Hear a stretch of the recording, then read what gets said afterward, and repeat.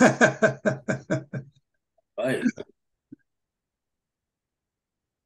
I got one of my Art, it's biannual haircuts. art, art. You've got. It's all yours. Thank you so much. It's all Okay, yours. hi everybody. My name is Art Braitman, and I have been a member of this esteemed and wonderful photographic society for so many years, decades. It's insane. But here we are today in 2023, out to have a good time. I'm going to click on this button here. Got it, right? All right, got rid of that. And the people in this group are just wonderful people and wonderful photographers, and hopefully we'll have a little fun tonight and make it go fast because I have too many. Well, these are photos that I took of Spain in 2017. We visited our daughter Rachel, who was a student over there as an exchange student from the University of Delaware, and she was in Seville living with a family. And in April, we went down there and saw this beautiful country. And this is in the first place that we landed in Seville. And this guy caught my eye, the way he was holding the camera and crossing his legs in a funny way. And, you know, I cracked up when I saw it and I had to hurry up and get the shot. And I think he looked pissed off at me, really. It's one of these situations where you have to be diplomatic and act like you didn't take his picture and walk away. But you can see the beautiful advertisement in the background for these incredible pieces of architecture. Everywhere you look, it's beauty. A lot of beauty and a lot of dust and grime, but we can ignore that. Already off to the second photo. I pushed down and nothing happened, naturally. All right. This is our Braitman's live streaming. Art, just be patient. Once you push, it just takes a few seconds. Be Oh, patient. I'm sorry. That's like a lot of things in life. We can see it and it looks good. Thank you very much. Mm. This is the scene that's right behind me that was what that gentleman was looking at. And this is one of those beautiful towering buildings you see all over Spain. And Seville is a very old city. It's full of um, Muslim influences and all kinds of influences in their architecture and in cultures and everything. And here I am once again making a nuisance of myself, trying to get an interesting angle by putting the camera low on the table, pointing upward. And I wish I had gotten the top of that building in the shot. I think I may have, but the camera was tilted. I tried to take a lot of shots to get it right, but I had fun, so the heck of it. And the people behind the glass are a little bit distorted, which I find kind of funny. And the flower, it becomes a silhouette against the brightly lit building. And you see nothing but beautiful blue skies down there. Just incredible. Let's go. Let's see if I pushed the wrong button, I think. I'm going to wait. Well, I'm just going to do this thing right here. All right. I figured the slideshow should start out in the morning because that's when things usually start out. This is in Seville, and a nice lady is dusting up the windows. And interestingly enough, you have different windows look like they're filtered, and others you see reflections and you see textures and details. And I took quite a few shots of her, and I was enjoying myself there. Oh, now looking up, what do you see? Laundry. A lot of beautiful homes and everything. People are out there doing their laundry. A lot of different colors and shapes and socks and boxer shorts and everything. Oh, there we go. Here's a guy in a classic morning cafe, drinking his cup of Java, reading his newspaper. And outside is the hustle and bustle of the morning in Seville. people running around. And it's just really beautiful. Let's see here. Oh, here's a close-up of a flower. And it's very interesting because this was taken with a photo, with a camera, with a lens that you would think it would have been a true macro lens, and it wasn't. But I sort of got plenty out of it. This was the 28 to 300 millimeter lens, and I think it was on the full 300 position. And that's good because that means I did not cast my shadow over the flower and ruin the shot. So also there was a lot of cropping involved. The photo included a lot of other stuff in it that I said, let's just not look at that. Let's just blow up the middle part of the photograph. And I must have added a little bit of color, but believe me, it really, really was colorful. Wow. And oh, let's see here. Let's go back one. There are these amazing, beautiful, delicious oranges that are growing right in front of your face. We in Philadelphia are not used to that, so it's a big deal. You've got beautiful colors and details and sharpness and texture. Okay, here we go. And here they are selling them on the street. And I'm glad the background was in the shadow to emphasize the subject and the light and the color and the details and textures and everything. And here I can prove you that this was really taken in Seville because it says it right there. Okay. And here's one of these amazing, beautiful shop windows, nothing but beautiful shops from east to west, north to south, beautiful, beautiful everything. And the big thing in Spain, fans, beautiful, beautiful fans for the hot weather, I guess. Colorful, and this lady is behind this fan, but you can see her fingers picking out the fans in different colors and everything. Boop. Here's another window, more fans, more knickknacks, and we have a reflection of the building across the street with its orange and tan paint job. And here in the middle of the picture is a kind of an orangey tan fan. And I must confess that I added a little bit of extra oranginess to the photograph from the various, from Lightroom. And I don't want to add too much, but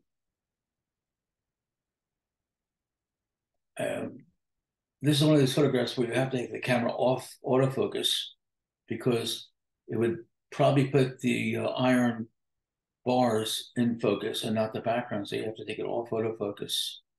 So you can't be a slave to autofocus. Oh, let's see here. Is it going to do it? There we go. Oh my God. Give me a break here. What are you doing? Here we go.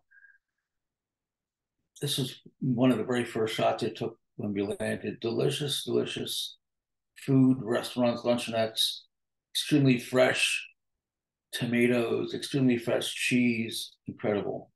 I'm gonna push this button and see if it works now. It's not working. All right, no problem. Let's do it this way. It's going the wrong way. Wrong way. Oh, you know what? All right, there we go. Now we're talking. And here's a close-up of what they were serving. And this was shot right through the glass. You see these little white streaks that ruin the picture a little bit, but not that badly. I might have had a polarizing photo on indoors, but usually you don't want them indoors, but it makes it too dark. But well, for whatever reason, the white streaks are not really that horrible. And you can just imagine how delicious that is. With nice fresh bread and all of this. Okay, here we go. Let's see if it worked. More yummy stuff. Let's all take a break and find some delicious sweets. Delicious. Incredibly delicious. Oh my God. Oh yeah. I hope this is the right one. This is Seville, and they have a modern walkway in Seville. And believe me or not, I just looked it up. and the name of it is the Metropole Parasol. Can you imagine that? I actually figured out the name of this thing by going on to Flickr and looking at a whole group of photographs from Seville. So this was a big modern walkway where you can walk around and look at the cityscapes and the rooftops and everything. And I took a lot of shots up there. It was so much fun. So this guy's taking a selfie, and he's lining up his camera himself, the telescope, and this beautiful church in the background. It was nice in color, but I decided to go with black and white. Here is a close-up of this telescope, and maybe I should have taken a nice shot of this beautiful church. Maybe I did, but whatever. It's not in this slideshow. Here we go. Let's try it again. Oh, come on. Whoops. I think that's the next one. This is, everybody has flags out, including I once saw a Puerto Rico flag was out there. I did not include that in the show. But you know, you've got these flowers, you've got the walls painted some shade of pink or whatever, and it has weathered over the years, and it has like sort of a nice patina to it. And all these other colors, the gas containers in orange and yellow and blue, and that reminds us of Ukraine a little bit, I guess, doesn't it? And there's a big fight going on between this section of Spain and the country itself, and it's a very, very big ongoing fight about this area breaking off from their country of Spain and forming their own country. And they've been talking about this for years, and it's been getting hot again. And it's a very ordinary scene. This is not like something you would fly 8,000 miles to see, like, say, you know, a great castle or something, but this is the ordinary living situation, and still very beautiful and colorful to the eye. This is actually a sunrise. You can't tell between sunrises and sunsets, I'm told. And the sun is just streaking in. We had to wake up very early in the morning to go on some kind of big walk or something. And I just noticed for the first time there's a flag way at the bottom here in the middle. So the sun is hitting it at this interesting angle. It's golden light and its details and interesting shapes and stuff. It's very hard to get the camera to be level and to be perpendicular, because it's very disorienting to look through the viewfinder and make sure that it's level. Oh, here you go, another vertical I put next to it. People love their potted plants over there, and here as well. Yes. Okay, here's a young lady on her Vespa. This is the famous motorcycle. It's in all of the Federico Fellini movies in Italy, and it's just a classic motorcycle. And lots of people love this cycle. They drive it everywhere, and it's just a fun thing. And she's, like everybody, on the phone. I'm guilty of it too. Oh, let's see if it works. There we go. So here's another shot. It's a wonder she didn't come up and slap my face. Everybody wants to do that. And it just struck me that this was an interesting scene. These two people have nothing to do with each other, but in one photograph, hopefully one is telling a story, even if it's a dishonest or fake story. It's better than no story at all. And you can just, you know, make up the story as you go along, I suppose. But it's interesting. There's sort of psychological magic happening here, sort of an unconscious dialogue. She's really mad at me, I think. She's starting to sense my presence. I've already taken about 10 shots. Click, click, click. And she's not even aware of that guy, but you can imagine that maybe she's sort of pissed off with that guy, not me. Uh-huh. So let's see here. I don't know if they're tourists or they're natives, but people are having a good time walking around. And interestingly, this was April. And if it would have been in August, it would have been so, so, so hot on the Mediterranean. It wasn't that hot, but it was nice and cool. You'll see later shots on the beaches are kind of funny.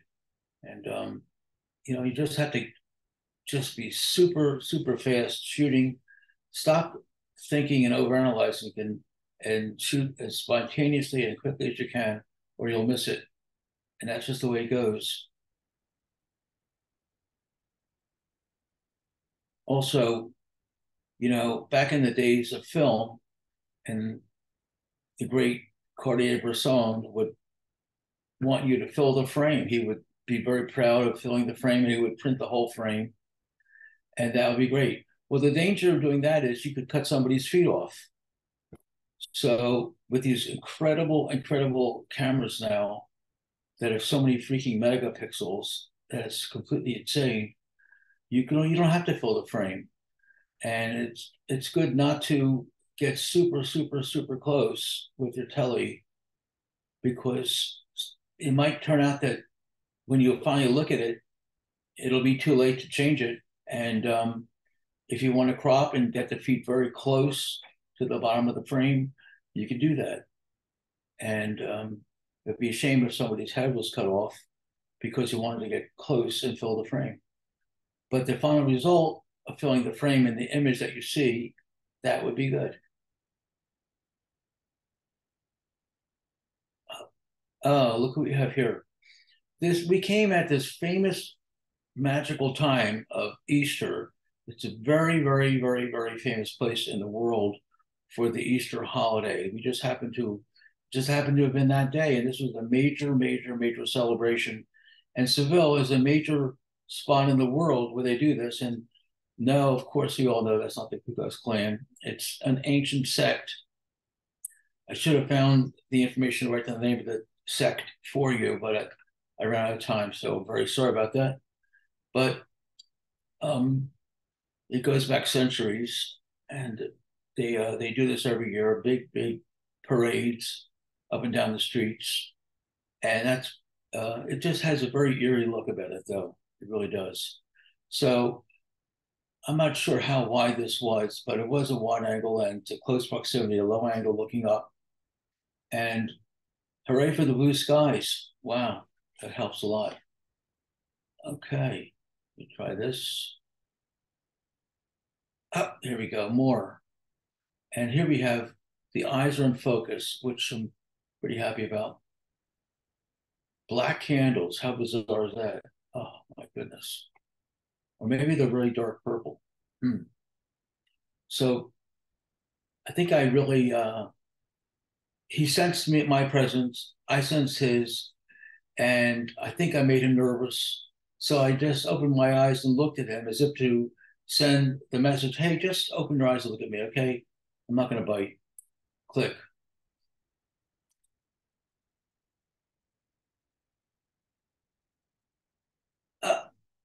I made this a very weird black and white, and it is something weird to this upper left area of the sky, which without doing that, it would be blank white.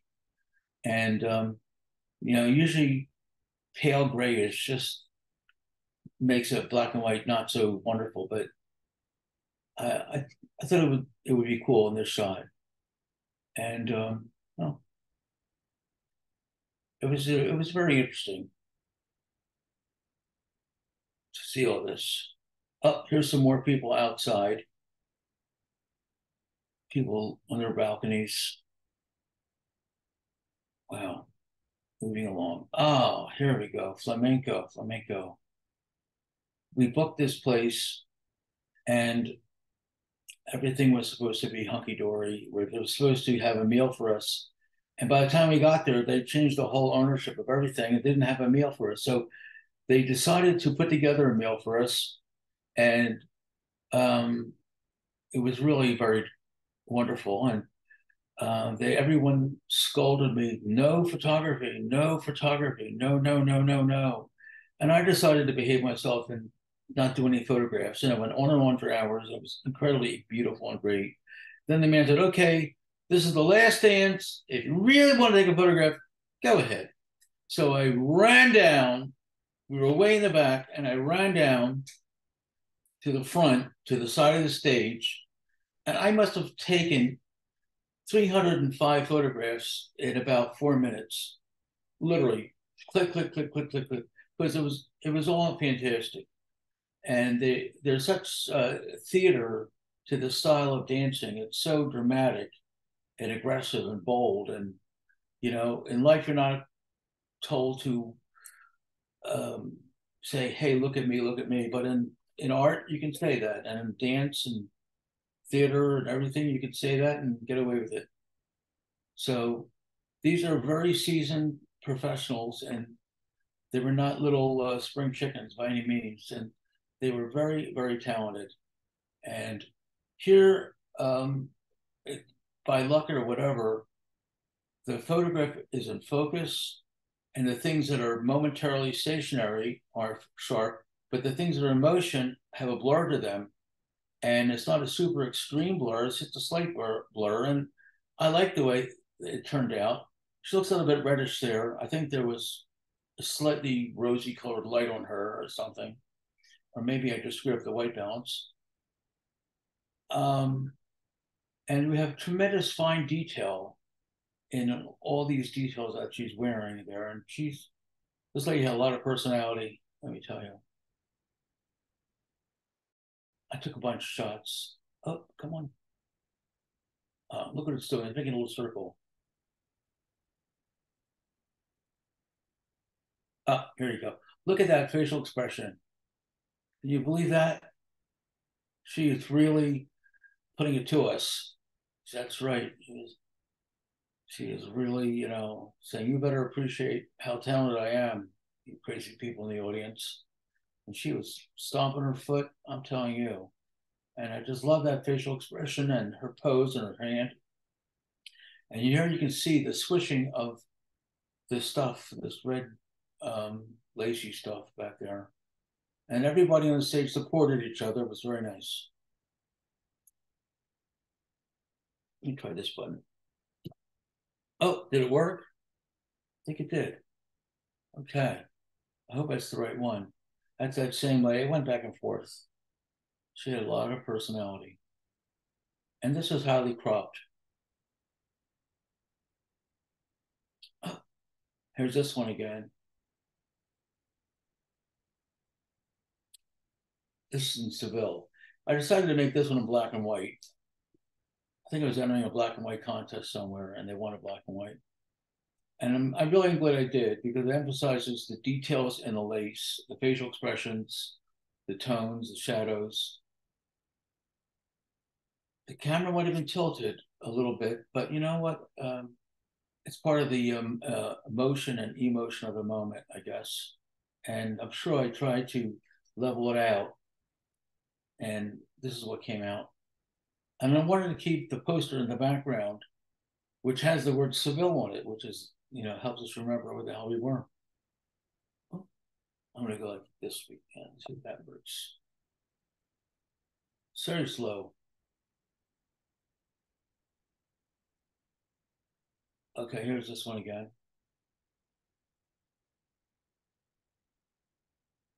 This is a different one.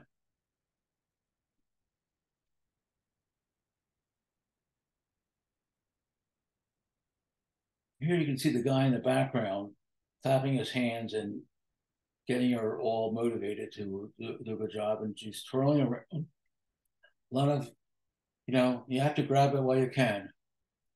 That's the good theme of photography. Oh, yeah, more black and white.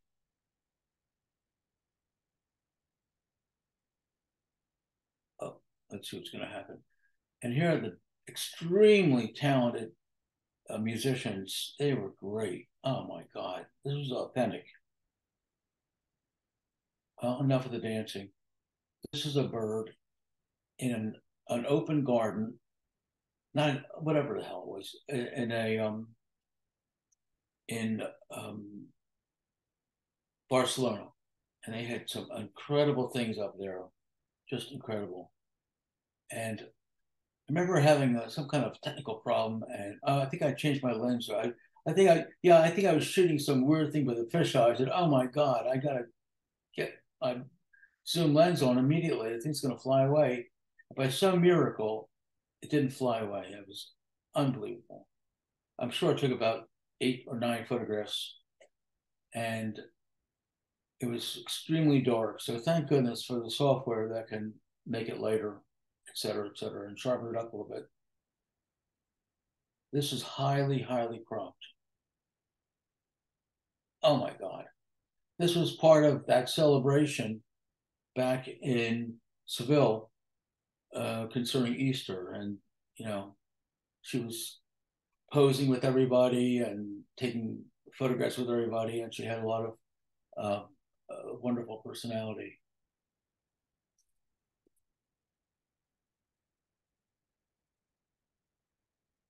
Hurry up, I'm sorry. The wonderful snacks and sweets on the street. That isn't candy, it's ice cream and gelati and everything. So this is some big gloppy cement thing that they concocted and painted a bright green. Oh, there you go. That didn't take much. And here are more soft, cool colors. And the street lights, street lamps were just unbelievable. They were really beautiful. I went crazy shooting the street lamps. Come on. All right, there you go.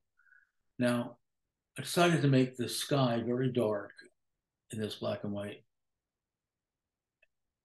And here you can see the condensation of the water inside the lamps of the light here.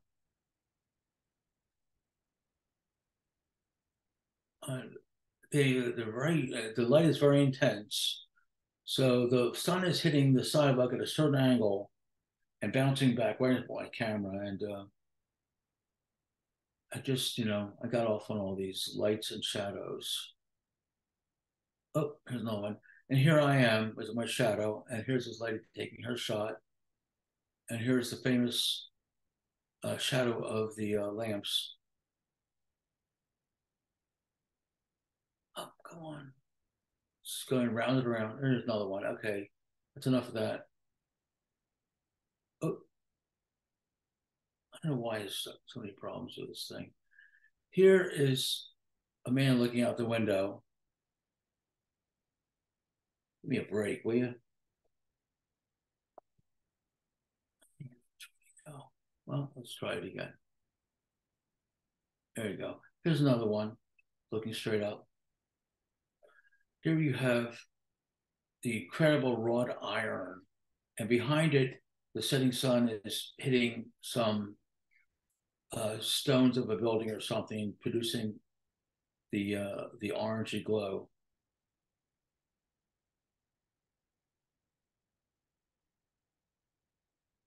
There you go. See what happens next. Beautiful, wonderful iron and yellow paint all over the place. The architecture was unusual and diverse, and I decided to line up this building with this big hedge and this wonderful ancient old-fashioned building, but all the TV antennas are around it as well. So that cracked me up a little bit. And we're very, into the 35 millimeter shaped frame, and I love it. And I usually get it, but once in a while, try something else. And if something can ever fit into a square frame, that is a very wonderful thing. So usually it doesn't work, but once in a while, good. Here you have some more strung light on the walls and shadows and shapes. And here is a big triangle. And these are like triangles too. And if you look very carefully, there's a person in the photograph. Where is it? All the way to our left-hand side. And I sort of wanted him to not be in the photograph, but now that he's there, I kind of like it there.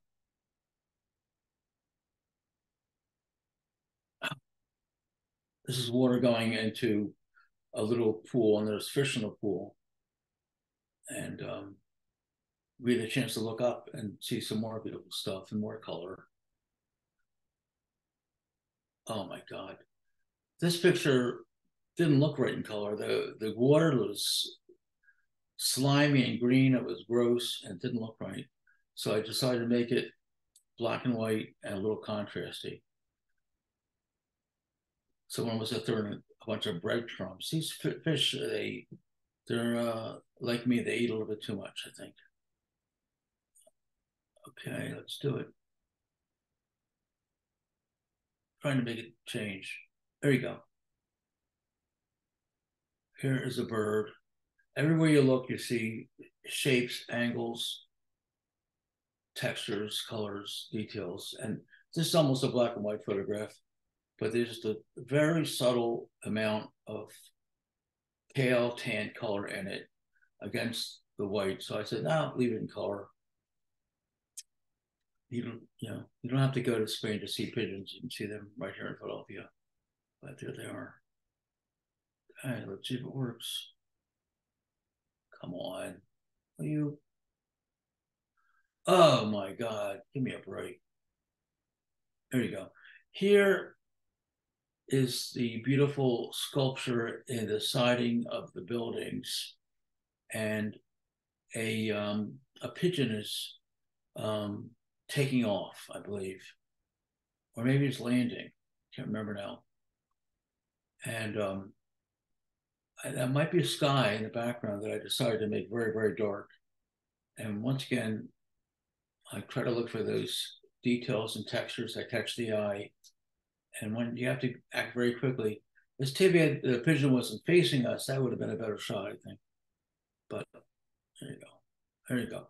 This is one of these amazing, beautiful churches. The most important church is the Familia Church, and that's in Barcelona.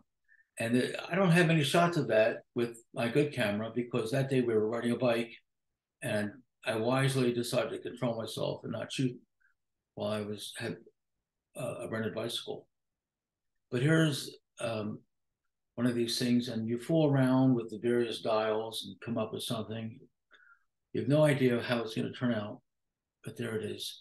And the sun is slightly behind one of these branches. The branch is too thin to really hide the whole sun. But I don't like to see a photograph with the sun right in your face, just out there in the sky. I don't like that, but hiding the sun behind a little something could be nice. And you have the sun rays and reflections and so forth. Oh my God. Now here's a shot I worked a lot on it really was not this dark. I made it a lot darker with the computer. It has more of a foreboding look about it. And I made the corners a little bit dark, but there's so much you can do. What I had to do was learn more about Photoshop. This is all Lightroom, and I seem to have a mental block on Photoshop. So I need John's help to help me with that some more. Here we have a poor beggar all over the place. It was really unbelievable how many beggars are all over the various places. Oh, there you go. There's a guy who was selling candles in front of a church. And this is the color of that section of Spain that wants to break away. I'm blocking the word out.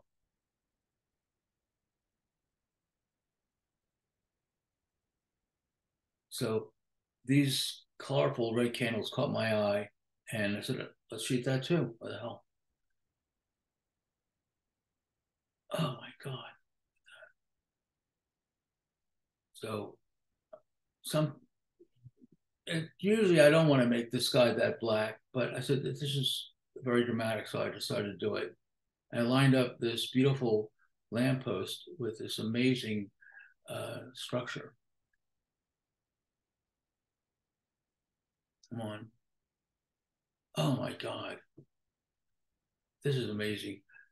It looks like the male figure in the sculpture at the top of a building had a bird in his hand and just released it like that. And I caught it right on top. If the bird would have been 3 inches to left or right, we say, don't bother me. It's not good. But in this picture, I had a version of it where the sky was black. And I said, if you do that, it'll hide the blackness of the wing. So I made the sky lighter. And there was a danger that the white areas would be too white. And here I didn't want it to be that contrasty. So I made the sky darker, but not too dark. And I took the white sculptural things and made them a little bit darker, but not too dark. If it were too dark, that would have been bad too. So this is pretty cropped. Oh, come on. See if it works. Here's a lot of sculptures, beautiful, beautiful sculptures all over the place. And here's a close up of a hand. And in the background, there's another sculpture of a guy doing that. I think I'll just leave it here. It's probably too late now. So I'm trying to be open-minded, and if something would look better in high contrast, I will consider it. The danger is if it goes too white, so this middle rectangle here, that could go all the way to white if you don't watch out. So you have to bring it back a little bit and find the sweet spot where it works. And here the sky really is black, and wow. Let's push it here. Come on. God, it's so difficult. I don't know why I'm having a stupid problem. This is a ceiling, and I found the name of this place by looking it up. So here we go. What the Hall of the Ambassadors at Mudejar Palace, Mudejar Palace of Alcazar, Alcazar, Seville, Spain. Okay. And here is an edge-to-edge fisheye. And maybe it looks like a fisheye, maybe it doesn't. But I have on Flickr, there's a whole area just for this one thing. And everybody and his mother is taking the picture looking straight up. And because this fisheye, edge-to-edge fisheye, is 180 degrees, literally looking straight ahead and 100 degrees like that, everything is in the photograph. Other people taking a shot with an extreme wide angle still would not get everything in the shot. So parts will be cut off. So a weird, crazy lens that I really wouldn't, am I going to really use this lens? Oh my God. Well, you know what? It really does come in handy once in a while. It is a crazy lens, and look at the incredible sharpness of this lens. Unbelievable. And the funny thing about this lens, this is the 10.5 Nikkor f2.8, and was designed for the cropped sensor camera, the D300. But this was on the D750, the full frame sensor camera in the shape of a 35 millimeter negative. And oddly enough, it worked.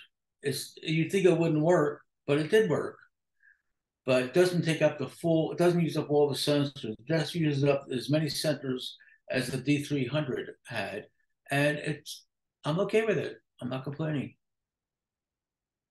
This is unbelievable. This is the ceiling, and that kind of detail is unbelievable. Wow. It looks like gold. I don't know what it is, but it was very impressive. This is more with the edge-to-edge fisheye. This is not. I think that's different types of colors in that one. This, I think, is the fisheye. And it gets darker not because the camera has a defect. Those areas are not lit as well. And that's why the corners are darker. This is 180 degrees. 90 degrees is considered extremely wide, and this is twice as wide. Crazy. Come on. Oh, let's see if it works. Sorry about that. Hurry up. Unbelievable how slow it is. Sorry about that. Come on. There must be a better way for me to do this. I think it's like the thing is going around and around and around and around. Come on.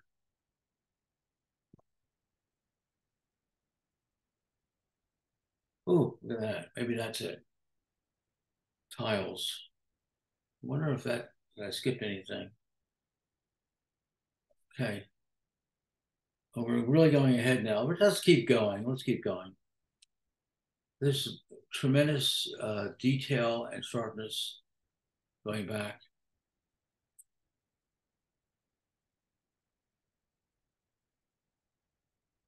Okay.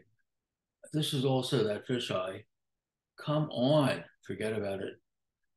This is also the fisheye. And interestingly enough, this is a very, very Catholic place, but for centuries, Jews were there, and this appears to be a Jewish star in the middle of this palace. Or maybe it just, maybe they didn't intend that. I'm not really sure.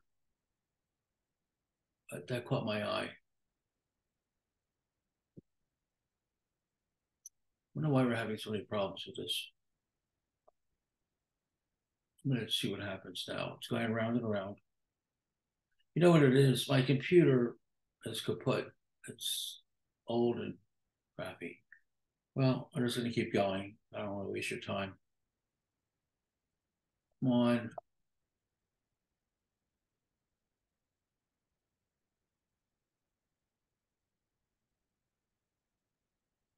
Okay. These guys are singing in the streets opera. And there's art and beauty and culture all around.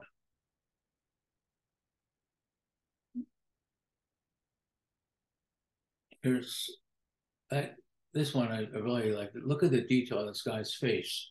Incredible. There's another photograph I did not include in this set because it was too many photographs. And this guy is a very serious photographer. Look at that instrument. Isn't that amazing?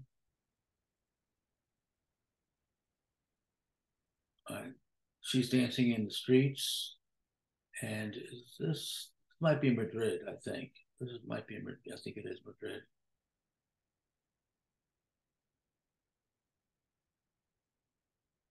This is a highly cropped photograph and really amazing. So we have a lot of kids in the bubbles having fun. I took a lot of shots to get what I wanted to get. And this lady has a camera over here. Oh, look at these two kids. Aren't they great? I've laughed myself. All right, this is the beach in Barcelona. And it's very interesting that the Olympics were in Barcelona pretty recently, like 1980 or something, 80s, something like that. Before that, obviously they had 20 years to prepare for these Olympics. Before that, this whole section right at the Mediterranean Sea was highly, highly industrial. And some brilliant person said, this is crazy, you know, this is Barcelona, famous city. Why don't we get rid of all that stuff? I don't know what just happened. And make it a beach. So they shipped in billions of tons of sand and they made it a beach. And this guy is probably there right now today building another sandcastle. And they were really beautiful. Come on, let's go. I had a great time at that beach, let me tell you. Beach is a great place for street photography type stuff. Come on. And they walk along the beach and they give you a beverage. Oh, yeah. They don't give it to you, they sell it to you. And it's just fun on the beach.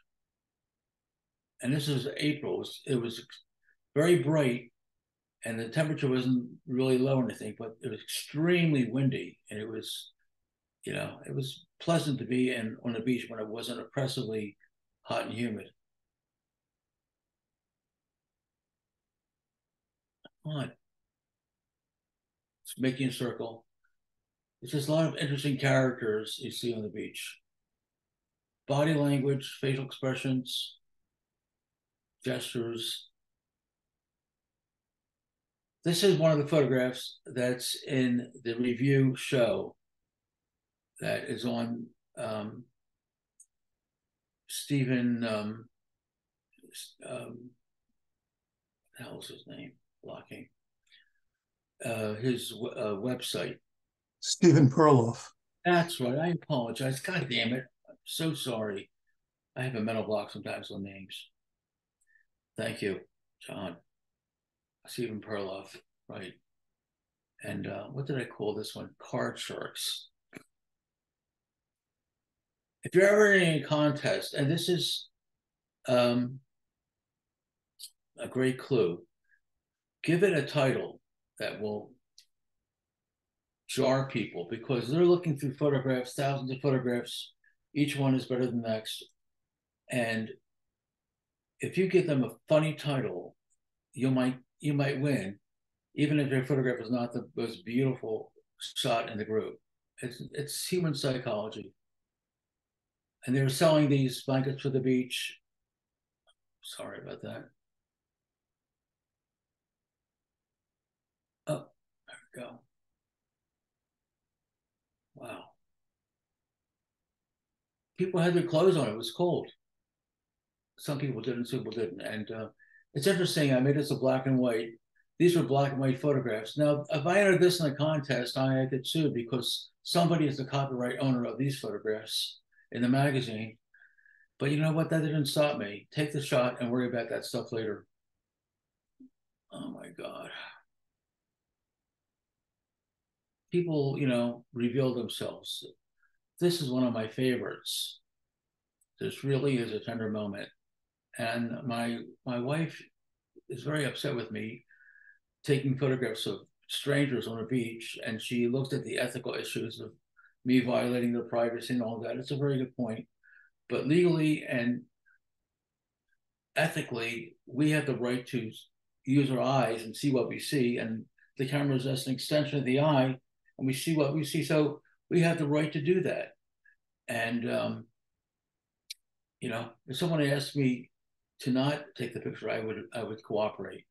But this is very interesting. She's so in this zone of being in love with this man that her eyes are almost closed, but her her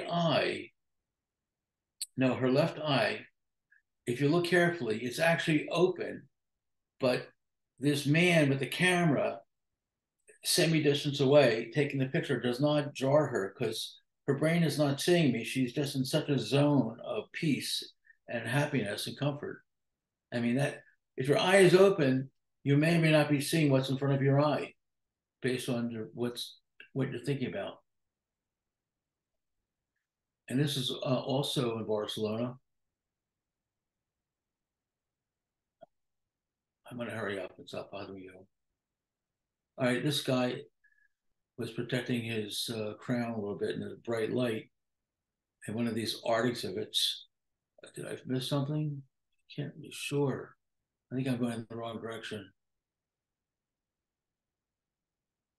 I think I'm in the wrong direction. I'm very lost now. Yeah, there we go. Here's a street photograph. And I liked it in black and white over color. And one of these guys looks like he's looking at her on a bicycle. And people are this is the theater of the street. It's all around us. But one guy is spotting me and he looks pretty pissed off. All right. This is in Barcelona, a big, wonderful area. And you walk around, there's beautiful walkways and buildings and gardens and everything. It's just beautiful. And I'm pretty shocked myself as to how come everything's in focus, except for this one area in the far left. And I looked at my f-stop and it was f4. So I don't understand how come it worked out so well, because that's not a very, wide-ranging depth of field kind of f-stop. But it worked out, so I'm not going to. I like the way the light is hitting these stones in the background and all the stones. I have no time for tripods. Generally. Come on, Slowpoke, please. I think I'm going to start turning to the next one. a mid-sentence. Here you have that crazy, crazy fisheye again, 180-degree angle of view. And I think I turned this one into a black and white and then added brown tone to it.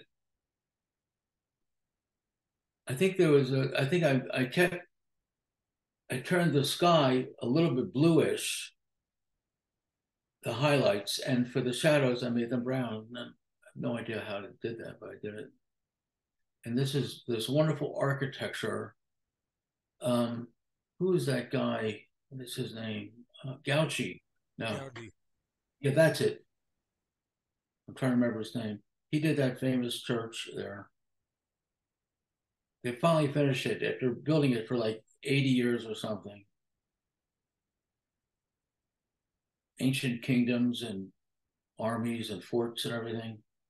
Amazing. I like shadows. Looking for the shadows. Here, this is a silhouette of a flower and the background's a building. And I was getting into it. So I took a lot of shots and I wanted to fit the building in the scene at exactly the right spot. I didn't want the flower to overlap the building in the top area. I didn't want the petal of the lower flower to go into the dark, shadowy area. And literally moving millimeters to the left or right, up, down, forward, backward, to line it up just right. It is lining up little tiny dots in space. It's crazy. It's funny. Come on, Slowpoke. Here we go. Oops, something happened.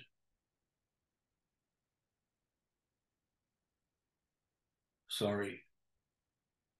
It's really unbelievable. Nothing more to say about it. Just, lining things up. And if I was too high or too low, I would be covering up the wrong area to cover up. So it's just touch and go. It's experiments, little tiny changes. Come on. Oh, yes. What can I say? Just any kind of irony, any kind of juxtaposition. Also, once again, a little bit to the left or right, I would be overlapping something and it wouldn't be exactly right. And you just have to stop and pay attention. If you see it and grab it and say, I'm done here, you might look and say, oh no, I have that thing is not where it should be.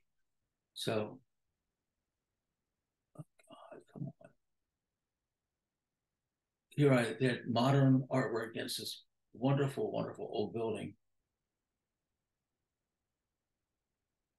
That was Barcelona. Barcelona is so much fun. I had a workshop once with Andre Cortez, and he liked little cafes and stuff. Oh, as I'm speaking, I now remember a photograph I wanted to put in, and I forgot to put it in. As I'm speaking, I'm remembering that. It's a shame. I took a lot of shots of this. I've taken shots like this before, but I like this one.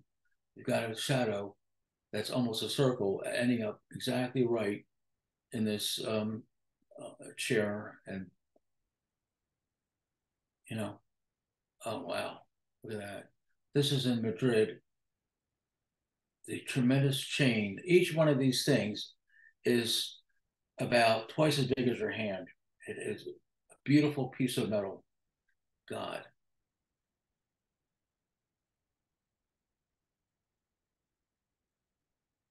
Our chains are very boring. This is back in Seville at that walkway thing. Try a square frame once in a while, might work out.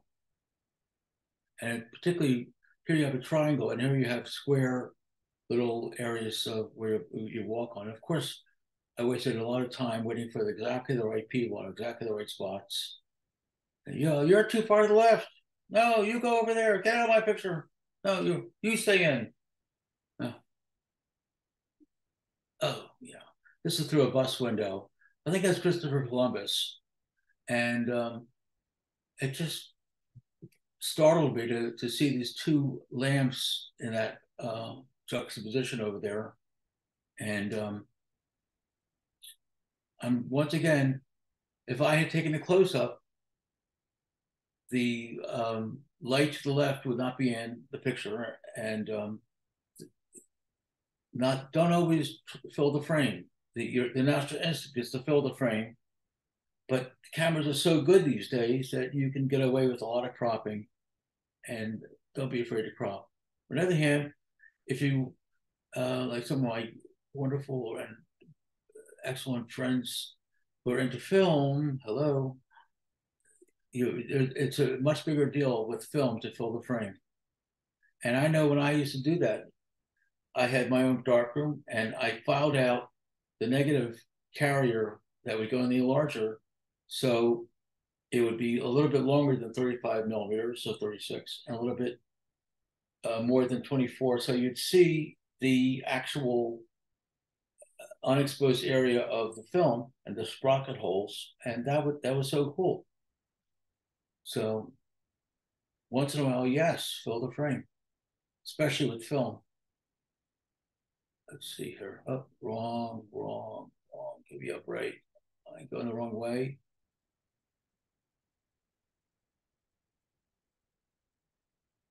Here it goes. It's going around in circles. That's ridiculous. God damn. Look at this old thing. Isn't that amazing? Wow. This, I think, is turned into black and white, and you had a little bit of pale tan tone to it. The light was very harsh, so I tried to soften the light. The light is very intense. And here, look at these columns. How old are these freaking columns? Oh my God. I don't know. Maybe they're only 100 years old. Maybe they're 1,000 years old. But to put a bright, colorful advertisement on them, like it's an ordinary billboard you bought at Sears or something, it makes your head boggle a little bit. And, you know, anything you can do that's the least bit humorous out there, that's a big plus. Okay, this is a very famous place. I think I took this through a bus window as well. It's a little bit tilted, and it's too bad that we didn't get around to walking inside that famous, beautiful building.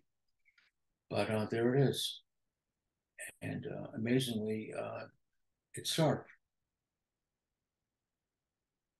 Obviously, I would have preferred to have stood at a certain spot, and you can see that I was not at the right spot, but it was the best I could do.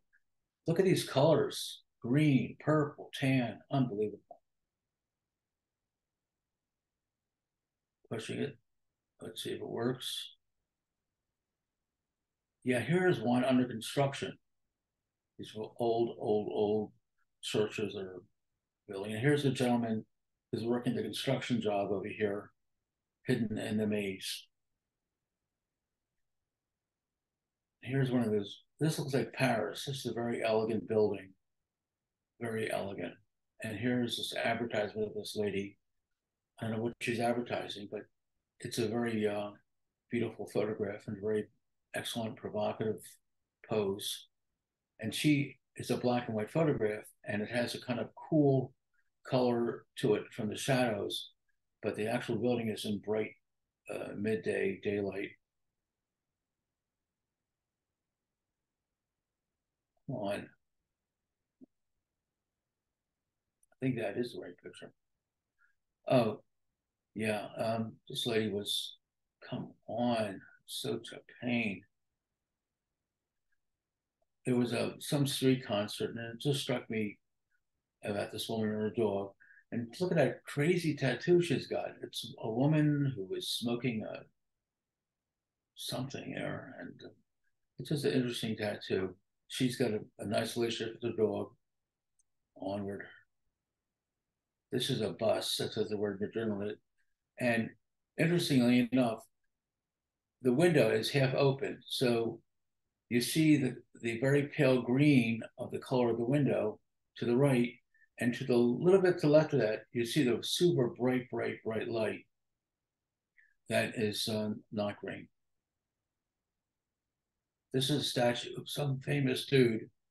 This is the Prado, the famous Prado. The Louvre is the most well-known art museum of Paris, and this is in Madrid, and it's and the other great, the second most well-known art museum.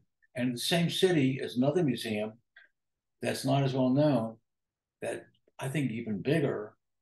And I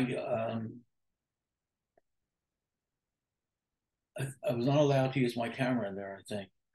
Oh, I think what happened is my battery died. That's what happened. And so I was using my cell phone. This is the other one. It has TH in the name. And I took the most adorable photograph of this female guard there. And she started screaming at me, screaming and getting violent with me. And she made me erase it. I didn't want to erase it. Other people have asked me to erase things, and I erased it but this was such a great shot. It killed me to erase it. But I don't think I want to debate with this woman of Spain in a uniform who was yelling violently. I was going to be thrown out of there. So I erased it. Gone forever. That's in the lobby of the Prado. I have other shots I didn't include in this slideshow.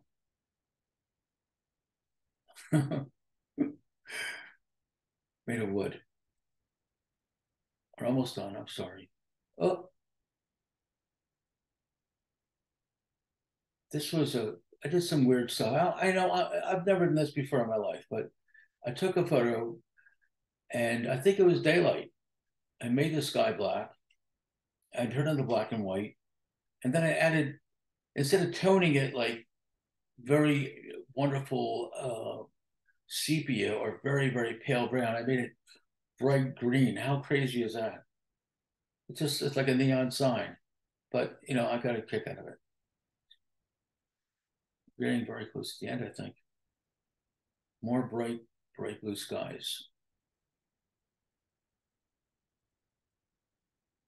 Just incredible. I made a book of this trip, and that's on the cover of it. I was going to start with this one, but I decided not to. There's a self-portrait with a fisheye and an elevator, believe it or not, with all these weird lights coming at you. And it's very close proximity. And I just, and I can see that it's very sharpened because must not have been very sharp in the first place. Okay, look at that. Poignant. Oh, I think this is the end one. This is the last one. This is the beautiful city of Barcelona, and there's Gaudi's style. And anyone have any questions at all?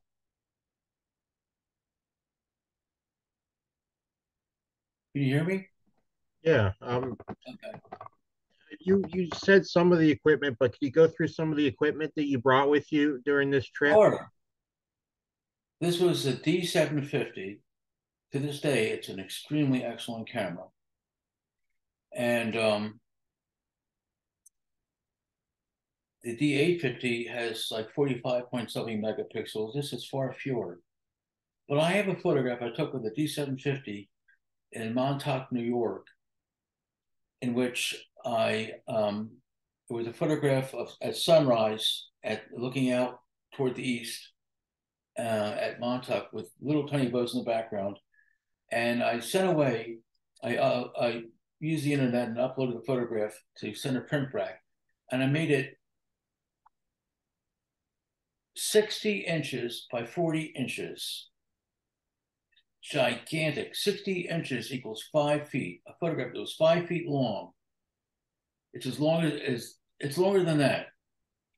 And I'm really telling you, if you use your eyes and you have to wear glasses, you won't see any grain in that 60-inch long photograph. That was done with the D750. So it's a terrific camera. And this is an interesting night picture because obviously I think I really needed a tripod, and I may have brought my tripod over, and what an annoying thing to bring on an airplane, God. But Imagine. I placed it on a rock or something, and I just tried very hard to be still, and it's pretty sharp. And there's the moon over there, and there's a lot of detail in it, and that is also the fisheye. A little, usually, we don't want to see too many curviness with the hump going up or the curve going down, convex or concave. If you put the horizon line right in the middle, exactly in the middle, you won't have that, and it just becomes a super wide angle lens. And so I brought the 28 to 300 millimeter zoom lens, and that to me is such a great lens because you're out there to take the shot, and you either get the shot or you don't. So if you're walking along with a wide angle lens and you say, "Oh my God, there's an amazing bird," flip, flip. Now you're on telephoto. You've gone from 28 to 300 millimeters, going just like that, and you got it, or hopefully you got it. So some people don't like zooms. I have other lenses that are single focal length lenses. I just got a 35 millimeter f1.4 Sigma lens on sale, and it is really a lot of fun to set it to 1.4 and put something really sharp that's close. Also, I put a close-up filter on the front of the 35 millimeter lens to get even closer, and the background way out of focus. But as long as something's in focus, that's good. So what else? I tried. I brought a lot of junk along, but I almost always simply use those two lenses. The 28 to 300. Well, 28 is pretty wide, but I have an old film lens from Sigma that I think is like 17 to 35 millimeters, like f3.5, something like that. And that is astonishingly excellent. And that gets you very wide when you need it, but you don't want to go all the way to fisheye. But I don't use it very much. I'm almost always using that 28 to 300, and that's what I'm shooting. To this day, I'm doing that. Any other questions at all? Art, it's Eileen. I just want to thank you so much. It's a 1 hour presentation, and I know that a lot of the people viewing tonight that have joined in have done presentations, and they understand how much work goes into this 1 hour presentation. And I just want to thank you. I just want to thank you so much for showing your work and just inspiring us to get out there and use our cameras and take pictures and just promote photography. And that's really what I've tried to do.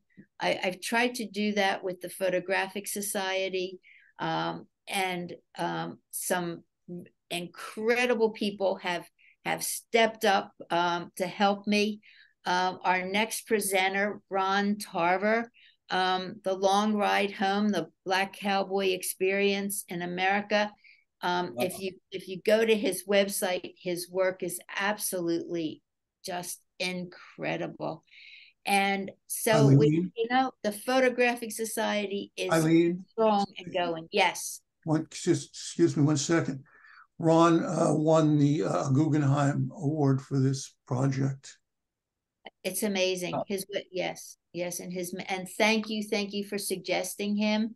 And it's these 1 hour, once a month. And if you don't come away knowing something you didn't know before, or being inspired to do something that you hadn't thought about doing, then I failed. I failed. But and if you haven't just had an hour of enjoyment, then I failed. So I hope I haven't failed anyone, because No, you have. the art, your pictures were just amazing and very inspiring. So thank you. I had fun. Thank you. Thank you very much. I think yeah, more questions, more suggestions. John? No. No? I suppose one last question for me was, what was it? You kind of went into it a little bit with the security guard getting angry at you a little bit with the Oh yeah. photography. How different is it over there between the photographic rules and experiences? I know where you going with a lot of the touristy areas already, where there's a lot of people still taking pictures. But could you go with some of the legal differences maybe between here and over in Spain? I don't know in a very precise way the differences, but I probably had the right to take that picture legally, but I didn't want to fight with her. And she was a firecracker. The uniform went to her head or something, and it was a very complimentary photograph and very, she was like feisty, and I could see that. But even before she started pummeling me and fighting with me and everything, but I decided to cooperate. And one other time, I remember erasing a photograph. I was at a concert. WXPN had a concert in New Jersey at Camden, and it started raining, so we went under a big tent. And under the tent, little tiny kids were having their faces painted, and I had such a great shot. It was unbelievable. I was so happy with it. But the father was going crazy on me. I said, "You better erase that." And they stand over you and said, "I'm going to see you erase it." And I'll erase. I took about 10 shots. So I erased one. No, I erased them all. Oh, I can't. It's too painful. But I did. Basically, I think that when you're in somebody's museum in their country, you ought to try to be polite and cooperate with the rules. Um, Walking on the beach, some people gave me some dirty looks. Um, I I'm sending out positive vibes. I'm not here to defame anybody. I'm not here to make people look foolish or anything. Um, I'm trying to give compliments, and people don't understand that. I guess um, um, you know, really looking for the positive in life, and I'm not trying to. People are very defensive, and they're very you know. Some people want to be photographed. They jump in front of the camera and they make a gesture or something. Not that gesture, but we're all unique individuals, and if I'm really really bugging someone, I'll erase it and move on. Cool, thank you. Thank you. I probably did not answer your question very thoroughly, but you do have very strong rights to get out there and shoot. But on a human level, we really don't want to freak people out and upset them, and you know, have people mad at us. Okay, I think it's past a lot of people's bedtime. So Uh-oh. we're going to say thank you, thank you, thank you, and good night. Hope everyone stays cool enough and enjoys everything that they're looking forward to enjoying. And we'll see you guys again real soon. Thank you so much for coming tonight. Thank you. Thank you.